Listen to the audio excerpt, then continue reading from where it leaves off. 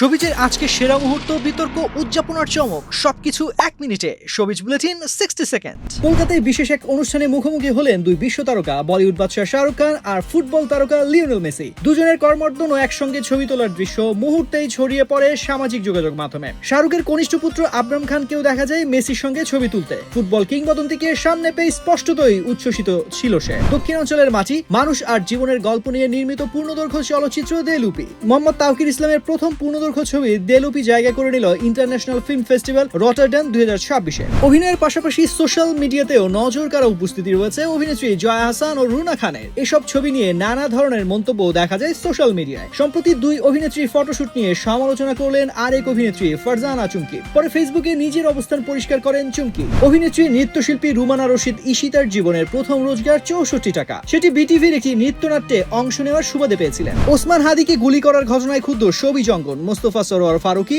আসিফ আকবর, বাঁধন, সালমান মুক্তাদির, তাশরিফ খান সহ অনেকেই ন্যায় বিচারের দাবি জানিয়েছেন।